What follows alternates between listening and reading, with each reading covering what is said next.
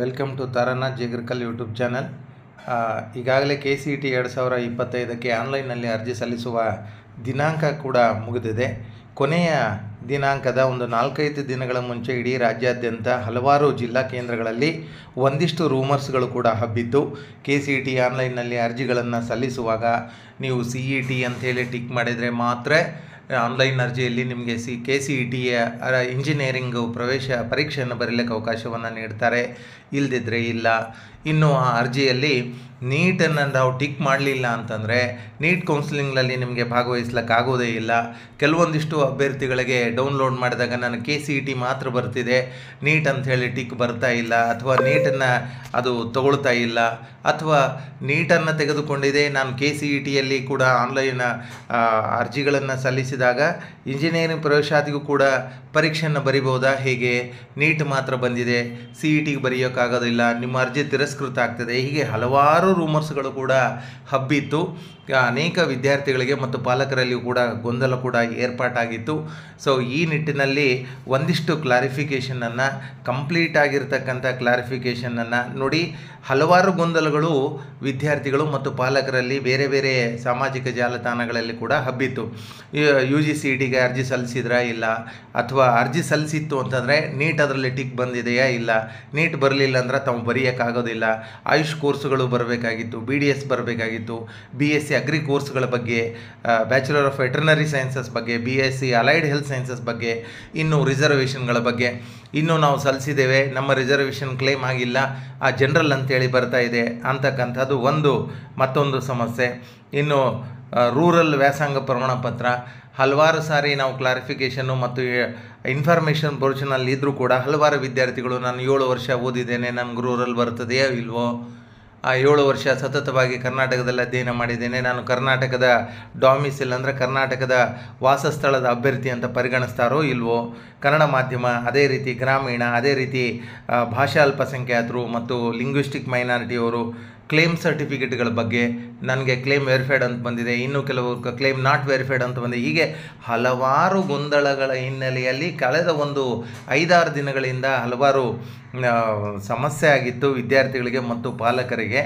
So ಎಲ್ಲ ಸಮಸ್ಯೆಗಳನ್ನು ಪರಿಹರಿಸುವ ನಿಟ್ಟಿನಲ್ಲಿ ನಮ್ಮ ಕರ್ನಾಟಕ ಎಕ್ಸಾಮಿನೇಷನ್ ಅಥಾರಿಟಿಯ ಮಾನ್ಯ ನಿರ್ದೇಶಕರಾದ ಶ್ರೀಯುತ H. ಪ್ರಸನ್ನ ಸರ್ ಅವರು ಅಂತಿಮವಾಗಿ ಅತ್ಯಂತ ಕ್ಲಾರಿಫಿಕೇಷನನ್ನು ಕೂಡ ನೀಡಿದ್ದಾರೆ, ಅದಕ್ಕೆ ಮಾರ್ಗದರ್ಶನವನ್ನು ಕೂಡ ಮಾಡಿದ್ದಾರೆ. ಈಗಾಗಲೇ ಸುಮಾರು 2,50,000ಕ್ಕಿಂತ ಅರ್ಜಿಗಳನ್ನು ಆನ್ಲೈನಲ್ಲಿ ಸಲ್ಲಿಸಿಯಾಗಿದೆ ಅಂತಕ್ಕಂಥ ಅಂಕಿ ಸಂಖ್ಯೆಗಳನ್ನು ಮಾನ್ಯ ನಿರ್ದೇಶಕರು ಕೂಡ ವ್ಯಕ್ತಪಡಿಸಿದ್ದಾರೆ. ಜೊತೆಗೆ ನಾನು ಈಗೆಲ್ಲ ಏನೆಲ್ಲ ಗೊಂದಲಗಳು ಸಮಸ್ಯೆಗಳ ಬಗ್ಗೆ ಡಿಸ್ಕಸ್ ಮಾಡಿದೆ, ಇದೆಲ್ಲದಕ್ಕೂ ಕೂಡ ಕ್ಲಾರಿಫೈಯನ್ನು ಮಾನ್ಯ ನಿರ್ದೇಶಕರು ಕೂಡ ಮಾಡಿದ್ದಾರೆ. ನಾನು ಈ ವಿಡಿಯೋದ ಒಟ್ಟಿಗೆ ಅವರ ಒಂದು 8 ನಿಮಿಷಗಳ ಒಂದು ವಿಡಿಯೋ ಇದೆ, ಕಂಪ್ಲೀಟ್ ಆ ವಿಡಿಯೋವನ್ನು ನೋಡಿ. ಆ ವಿಡಿಯೋವನ್ನು ಕೂಡ ನಾನು ಈ ನನ್ನ ವಿಡಿಯೋದೊಟ್ಟಿಗೆ ನಾನು ಅಪ್ಲೋಡ್ ಮಾಡ್ತಾ ಇದ್ದೇನೆ. ತಮಗೆ ಎಲ್ಲ ರೀತಿಯ ಸಮಸ್ಯೆಗಳು ಗೊಂದಲಗಳು ಕೂಡ ನಿವಾರಣೆ ಆಗ್ತದೆ ಅಂತ ಹೇಳ್ತೇನೆ. ಈಗ ಅವರ ವಿಡಿಯೋವನ್ನು ಇದರೊಟ್ಟಿಗೆ ನಾನು ಪ್ಲೇ ಮಾಡ್ತೇನೆ, ತಾವು ಆ ವಿಡಿಯೋವನ್ನು ಕೂಡ ನೋಡಬೇಕು ಅಂಥೇಳಿ ತಮ್ಮಲ್ಲಿ ವಿನಂತಿಯನ್ನು ಮಾಡ್ತೇನೆ. ತಾರಾನಾಥ್ ಜೇಗರ್ಕಲ್ ಯೂಟ್ಯೂಬ್ ಚಾನಲನ್ನು ಮರೆಯದೆ ಸಬ್ಸ್ಕ್ರೈಬ್ ಮಾಡಿ, ಲೈಕ್ ಮಾಡಿ ಮತ್ತು ಶೇರ್ ಮಾಡಿ.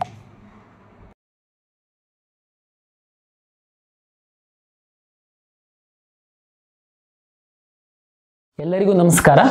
ಕರ್ನಾಟಕ ಪರೀಕ್ಷಾ ಪ್ರಾಧಿಕಾರ CET 2025ಕ್ಕೆ ಸಂಬಂಧಪಟ್ಟಂತೆ ವಿದ್ಯಾರ್ಥಿಗಳಿಂದ ಅರ್ಜಿಯನ್ನು ಆಹ್ವಾನಿಸಲಾಗಿತ್ತು. ಈಗಾಗಲೇ 2.5 ಲಕ್ಷದಷ್ಟು ವಿದ್ಯಾರ್ಥಿಗಳು ಅರ್ಜಿಯನ್ನು ಸಲ್ಲಿಸಿದ್ದಾರೆ. ತಮಗೆಲ್ಲರಿಗೂ ಗೊತ್ತಿರುವಂತೆ ಕರ್ನಾಟಕ ಪರೀಕ್ಷಾ ಪ್ರಾಧಿಕಾರ ಕರ್ನಾಟಕ ರಾಜ್ಯದಲ್ಲಿ ವಿವಿಧ ವೃತ್ತಿಪರ ಕೋರ್ಸುಗಳಿಗೆ ಸೀಟು ಹಂಚಿಕೆ ಮಾಡುವುದಕ್ಕೋಸ್ಕರ ಕರ್ನಾಟಕ ಸಾಮಾನ್ಯ ಪ್ರವೇಶ ಪರೀಕ್ಷೆಯನ್ನು ನಾವು ನಡೆಸ್ತೀವಿ.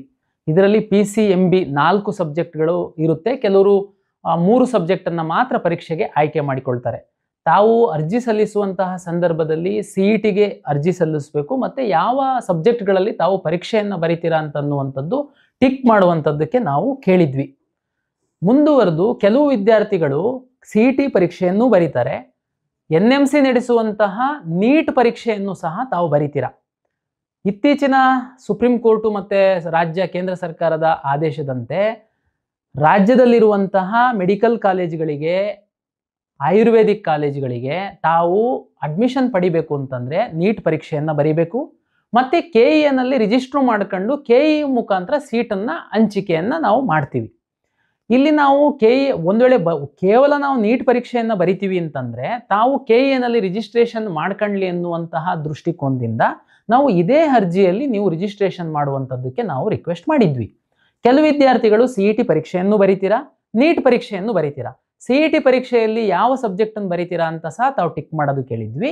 ಮುಂದುವರೆದು ನೀಟ್ ಮುಖಾಂತರ ಸಹ ನಾವು ಸೀಟು ಹಂಚಿಕೆಗೆ ಭಾಗವಹಿಸುವಂಥದ್ದಕ್ಕೆ ಇಚ್ಛೆ ವ್ಯಕ್ತಪಡಿಸಿದಲ್ಲಿ ತಾವು ನೀಟ್ ಅಂತ ಕ್ಲಿಕ್ ಮಾಡುವಂಥದ್ದಕ್ಕೆ ಸಹ ನಾವು ಹೇಳಿದ್ವಿ. ಅದೇ ರೀತಿ ನಾವು ಆರ್ಕಿಟೆಕ್ಚರಿಗೆ ಸಂಬಂಧಪಟ್ಟಂತೆ ಸಹ ನಾಟಾ ಎಕ್ಸಾಮ್ ಬರೆದವರಿಗೆ ಸಹ ಟಿಕ್ ಮಾಡೋದಕ್ಕೆ ನಾವು ಹೇಳಿದ್ವಿ. ಇತ್ತೀಚೆಗೆ ಕೆಲವು ಸೋಷಿಯಲ್ ಮೀಡಿಯಾಗಳಲ್ಲಿ ಅನಗತ್ಯವಾಗಿ ಗೊಂದಲವನ್ನು ಸೃಷ್ಟಿ ಮಾಡ್ತಾ ಇದ್ದಾರೆ. ತಮಗೇನೆ ಗೊತ್ತಿದೆ, ನಮ್ಮ ಈಗಾಗಲೇ ಇವತ್ತು ಲಾಸ್ಟ್ ಡೇಟ್ ಸಹ ಆಗಿದೆ ಅರ್ಜಿ ಸಲ್ಲಿಸಲಿಕ್ಕೆ.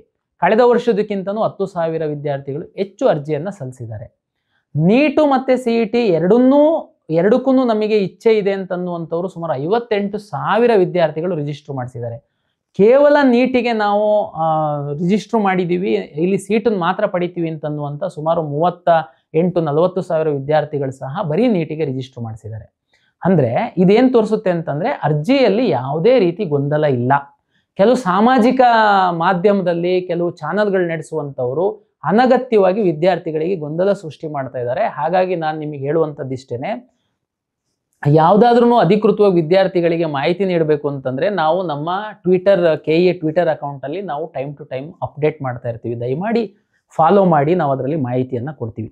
ಈ ಗೊಂದಲಕ್ಕೆ ಸ್ಪಷ್ಟವಾಗಿ ಇನ್ನೊಮ್ಮೆ ಹೇಳುವಂಥದ್ದಾದರೆ, ಯಾರು CETಗೆ ಅರ್ಜಿಯನ್ನು ಹಾಕ್ತೀರಾ, CET ಪರೀಕ್ಷೆಯನ್ನು ಬರೀತೀರಾ, ನೀವು ಅಲ್ಲಿ ಸಬ್ಜೆಕ್ಟನ್ನು ಟಿಕ್ ಮಾಡ್ತೀರಾ. PCM, PCB or PCMB 4 subject ಬರೀತೀರಾ ಅಂತೇಳಿ. ನೀಟ್ ಎಕ್ಸಾಮ್ ಸಹ ತಾವು ಬರೀತೀರಾ. ಮುಂದಿನ ದಿನಗಳಲ್ಲಿ ಮೆಡಿಕಲ್ ಸೀಟು ಮತ್ತು ಆಯುಷು ಮತ್ತು ಯೋಗ ಆ್ಯಂಡ್ ನ್ಯಾಚುರೋಪತಿ ಈ ಕೆಲವು ನೀಟ್ ಆಧಾರದ ಮೇಲೆ ಏನು ಸೀಟ್ ಹಂಚಿಕೆ ಮಾಡುವಂಥದ್ದು ಇರುತ್ತೆ, ಅವರು ನೀಟ್ ಪರೀಕ್ಷೆ ತಗೊಳ್ತಾ ಇದ್ದೀರಾ ಅಂತ ನಮ್ಮಲ್ಲಿ ಅಪ್ಲಿಕೇಶನಲ್ಲಿ ಬರುತ್ತೆ. ಅದನ್ನು ಸಹ ತಾವು ಟಿಕ್ ಮಾಡಬೇಕು. ಅಲ್ಲಿಗೆ ನೀವು ಅಪ್ಲಿಕೇಶನ್ ಡೌನ್ಲೋಡ್ ಮಾಡಿದಾಗ ನಿಮಗೆ ಗೊತ್ತಾಗುತ್ತೆ ಅದು. ಈಗ ನೀಟು ಅರ್ಜಿ ಮಾತ್ರ ಬರಿತೀವಿ ಅಂತಂದವರು CET ಬರಿಬೇಕು ಅಂತ ಹೇಳ್ಬೇಕಾ? ಅಗತ್ಯ ಇಲ್ಲ. CET ಮಾತ್ರ ನಾವು ಬರಿತೀವಿ ಅಂತನ್ನುವಂಥವ್ರು ನೀಟಿಗೂ ಸಹ ನಾವು ಟಿಕ್ ಮಾಡಬೇಕಾ? ಅಗತ್ಯ ಇಲ್ಲ. ಕೆಲವರು ಬರೀ ಇಂಜಿನಿಯರಿಂಗ್ ಮಾಡಬೇಕು ಅಂತ ಇರುತ್ತೆ, ನಿಮ್ಮದು ಸ್ಪಷ್ಟ ಗುರಿ ಇರುತ್ತೆ, ತಾವು CET ಟಿಕ್ ಮಾಡಿ CET ಪರೀಕ್ಷೆಯನ್ನು ಬರೀರಿ, ನಾವು ಅದರ ಆಧಾರದ ಮೇಲೆ ನಿಮಗೆ ಸೀಟ್ ಅಲಾಟ್ ಮಾಡ್ತೀವಿ. ಹಾಗಾಗಿ ಆಮೇಲೆ ಇನ್ನೂ ಒಂದು ಹೇಳಲಿಕ್ಕೆ ಇಚ್ಛೆ ಪಡ್ತೀನಿ, ಕೆಲವರು ನೀಟ್ ಪರೀಕ್ಷೆಯನ್ನು ಬರೆಯುವಂಥವ್ರು ಒಂದು ವೇಳೆ ಅಪ್ಲಿಕೇಶನ್ನಲ್ಲಿ ನೀಟನ್ನು ನಾವು ಟಿಕ್ ಮಾಡಿಲ್ಲ ಅಂತಂದರೆ ತಾವು ಚಿಂತೆ ಮಾಡುವ ಅಗತ್ಯ ಇಲ್ಲ. CET ಬರೆಯುವಂಥವ್ರು ಮಾತ್ರ ನೀವು CET ಸಬ್ಜೆಕ್ಟನ್ನು ಹಾಕಿದ್ದೀರಾ ಅಂತನ್ನುವಂಥದ್ದು ಮಾತ್ರ ನೋಡಿ. ಯಾಕೆಂದರೆ ಈ ಅಪ್ಲಿಕೇಶನ್ ನಾವು ನಿಮಗೆ CET ಪರೀಕ್ಷೆ ಕೊಡುವಂಥದ್ದು ನಮ್ಮ ಅತ್ಯಂತ ಮೊದಲ ಒಂದು ಜವಾಬ್ದಾರಿಯಾಗಿದೆ. CET ಎಕ್ಸಾಮು ನಂತರ ನೀಟ್ ವಿದ್ಯಾರ್ಥಿಗಳು ಯಾರಾದ್ರೂ ರಿಜಿಸ್ಟ್ರು ಮಾಡಿಲ್ಲ ನಾವು, ಬಟ್ ಈಗ ನಾವು ರಿಜಿಸ್ಟ್ರು ಮಾಡಬೇಕು ಅಂತಂದರೆ ನಾವು ಮತ್ತೊಮ್ಮೆ ನಿಮಗೆ ಅವಕಾಶ ಕೊಡ್ತೀವಿ.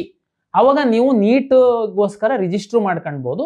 ಮತ್ತು ನೀಟ್ ರಿಸಲ್ಟ್ ಬಂದಾದಮೇಲೆ ನೀವು ನೀಟ್ ರಿಜಿಸ್ಟರ್ ನಂಬರ್ ಆಗ್ತು ಅಂತಂದರೆ ನಮಗೆ ನೀಟಿಂದನೇ ನಿಮ್ಮದು ರ್ಯಾಂಕನ್ನು ನಮಗೆ ಕೊಡ್ತಾರೆ. ಅದರ ಆಧಾರದ ಮೇಲೆ ನಿಮ್ಮನ್ನು ಸೀಟು ಅಲಾಟ್ಮೆಂಟಿಗೆ ನಾವು ಪರಿಗಣಿಸ್ತೀವಿ. ಹಾಗಾಗಿ ಯಾವ ಗೊಂದಲವೂ ಬೇಡ.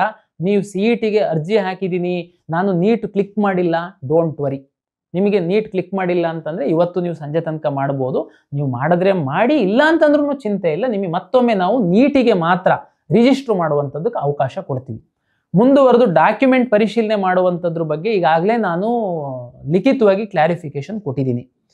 Kannada medium, rural, religious minority, linguistic minority claim ಮಾಡಿರುವಂತಹ ವಿದ್ಯಾರ್ಥಿಗಳು ತಮ್ಮ ಮೂಲ ದಾಖಲೆಗಳನ್ನು ನಿಮ್ಮ ಕಾಲೇಜಿನ ಪ್ರಾಚಾರ್ಯರ ಬಳಿ ಅಥವಾ ಯಾವುದೇ ಸರ್ಕಾರಿ ಕಾಲೇಜಿನ ಪ್ರಾಚಾರ್ಯರ ಬಳಿ ಮೂಲ ದಾಖಲೆಗಳನ್ನು ತೋರಿಸಿದ್ರೆ ಪ್ರಿನ್ಸಿಪಾಲಿಗೆ ಒಂದು ಲಾಗಿನ್ ಕೊಟ್ಟಿದ್ದೀವಿ.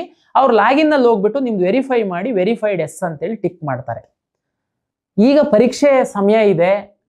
ಈ ಸಂದರ್ಭದಲ್ಲಿ ಕಾಲೇಜುಗಳಿಗೆ ಹೋಗುವಂಥದ್ದು, ಕಾಲೇಜಲ್ಲಿ ಸಹ ಪ್ರಿನ್ಸಿಪಾಲ್ ನಿಮಗೆ ಸ್ಪಂದಿಸುವಂಥದ್ದು ಕೆಲವೊಮ್ಮೆ ಕಷ್ಟ ಅನ್ನುವಂಥದ್ದು ನಮಗೆ ಮಾಹಿತಿ ಬಂದಿದೆ. ನೀವೇನು ಚಿಂತೆ ಮಾಡುವಂಥ ಅಗತ್ಯ ಇಲ್ಲ.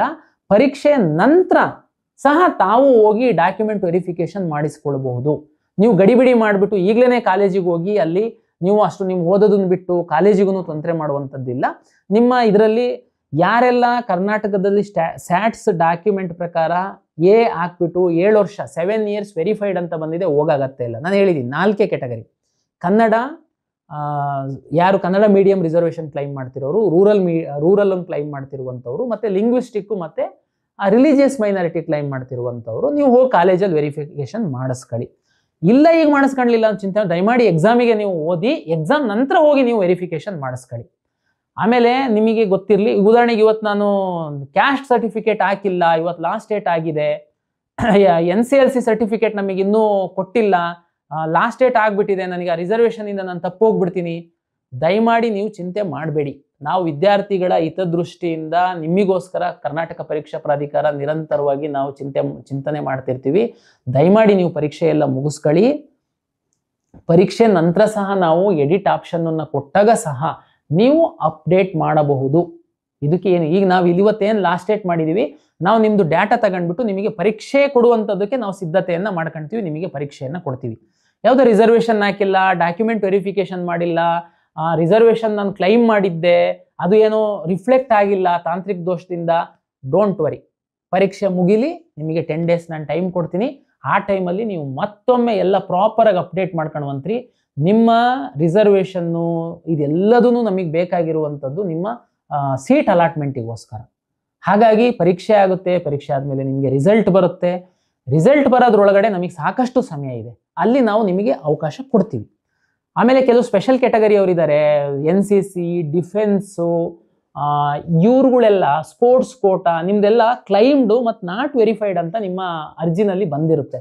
ನೀವು ಚಿಂತೆ ಮಾಡಬೇಡಿ, ನೀವು ಪರೀಕ್ಷೆಗೆ ಓದಿ, ಪರೀಕ್ಷೆ ನಂತರ ನಿಮ್ಮನ್ನು ನಾವು KEAಗೆ ಇನ್ವೈಟ್ ಮಾಡ್ತೀವಿ. ತಾವು ಬಂದು ಮೂಲ ದಾಖಲೆಗಳನ್ನು ತೋರಿಸಿದ್ರೆ ಸಂಬಂಧಪಟ್ಟ ಸ್ಪೋರ್ಟ್ಸ್ ಅಂದರೆ ಸ್ಪೋರ್ಟ್ಸ್ ಇಲಾಖೆಯವರು ಇರ್ತಾರೆ, NCC ಅಂತಂದರೆ NCC ಅವರು ಇರ್ತಾರೆ, ಅವರು ವೆರಿಫೈ ಮಾಡ್ತಾರೆ. ಈಗ NCC ಅವರು, ಸರ್ ನಮಗಿನ್ನೂ ಎಕ್ಸಾಮ್ ಬರ್ದಿದ್ದೀವಿ, ಸರ್ಟಿಫಿಕೇಟೇ ಬಂದಿಲ್ಲ, ನಾವು ಅರ್ಜಿನಲ್ಲಿ ಕ್ಲೈಮ್ ಸಹ ಮಾಡಿಲ್ಲ. ಚಿಂತೆ ಮಾಡಬೇಡಿ, ನೀವು ಎಕ್ಸಾಮ್ ಆದಮೇಲೆ ನಾನು ಎಡಿಟಿಗೆ ಆಪ್ಷನ್ ಕೊಡ್ತೀನಿ, ಆವಾಗ ನೀವು ಕ್ಲೈಮ್ ಮಾಡಿ ಬಂದು ಡಾಕ್ಯುಮೆಂಟನ್ನು ಸಬ್ಮಿಟ್ ಮಾಡಿ. ಕ್ಯಾಸ್ಟ್ ಹಾಕಿಲ್ಲ ಸರ್, ತಹಶೀಲ್ದಾರ್ ಇನ್ನೂ ಕೊಟ್ಟಿಲ್ಲ, ನೀವು ಚಿಂತೆ ಮಾಡಬೇಡಿ, ಎಕ್ಸಾಮ್ ಆದಮೇಲೆ ನಿಮಗೆ ಎಡಿಟಿಗೆ ಕೊಡ್ತೀವಿ, ಮತ್ತೊಮ್ಮೆ ತಾವು ಕ್ಯಾಸ್ಟ್ ಹಾಕ್ಕೊಳ್ಬೋದು. ಇದು ನಿಮ್ಮದು ರಿಸರ್ವೇಷನ್ ಪದೇ ಪದೇ ಏನು ಚೇಂಜ್ ಆಗಲ್ಲ. ಹಂಗಾಗಿ ನಾವು ನಿಮಗೆ ಕೊನೆ ತನಕ ಫೆಸಿಲಿಟೇಟ್ ಮಾಡ್ತೀವಿ. ನಮ್ಮ KEAಯಿಂದ ಏನು ಇನ್ಫಾರ್ಮೇಷನ್ ಅಧಿಕೃತವಾಗಿ ನಾವು ಕೊಡ್ತೀವಿ, ನಮ್ಮ ಟ್ವಿಟರ್ ಅಕೌಂಟಲ್ಲಿ ಕೊಡ್ತೀವಿ, ಅದು ಫೈನಲ್ಲು. ಈಗ ನಾವು ಕೊಟ್ಟಂಥ ಮಾಹಿತಿನ ಬೇರೆ ಬೇರೆಯವರು ಸಾಮಾಜಿಕ ಜಾಲತಾಣಗಳಲ್ಲಿ ಬೇರೆ ಬೇರೆ ರೀತಿ ಇಂಟರ್ಪ್ರಿಟೇಷನ್ ಮಾಡಿ ನಿಮಗೆ ಮಿಸ್ಗೈಡ್ ಮಾಡ್ತಾರೆ. ದಯಮಾಡಿ ಮಿಸ್ಗೈಡ್ ಆಗಬೇಡಿ, ನಿಮ್ಮ ಜೊತೆ ನಾವಿದ್ದೀವಿ. ಪ್ರತಿ ಹಂತದಲ್ಲಿ ನಾವು ನಿಮಗೆ ಗೈಡ್ ಮಾಡ್ತಾ ಹೋಗ್ತೀವಿ. ನಿಮಗೆ ಯಾವುದೇ ರೀತಿ ತೊಂದರೆ ಆಗದಿಲ್ದಿರೋ ರೀತಿ ನಾವು ಫೆಸಿಲಿಟೇಟ್ ಮಾಡ್ತೀವಿ. ಹಾಗಾಗಿ ನೀವು ಸದ್ಯಕ್ಕೆ ಪರೀಕ್ಷೆಗೆ ಸರಿಯಾದ ರೀತಿಯಲ್ಲಿ ಅಭ್ಯಾಸ ಮಾಡಿ ಒಳ್ಳೆ ರೀತಿಯಲ್ಲಿ ಪರೀಕ್ಷೆ ಬರೀರಿ. ನಿಮ್ಮ ಅಪ್ಲಿಕೇಶನಲ್ಲಿ ಸಣ್ಣ ಪುಟ್ಟ ಲೋಪದೋಷ ಆಗಿತ್ತು ಅಂತಂದರೆ ನಾವು ಪರೀಕ್ಷೆ ಆದ ನಂತರ ನಿಮಗೆ ಎಡಿಟ್ ಆಪ್ಷನ್ ಕೊಟ್ಟು ಸರಿಪಡಿಸುವಂಥದ್ದಕ್ಕೆ ಅವಕಾಶ ಮಾಡಿಕೊಡ್ತೀವಿ. ಎಲ್ಲರಿಗೂ ಧನ್ಯವಾದಗಳು.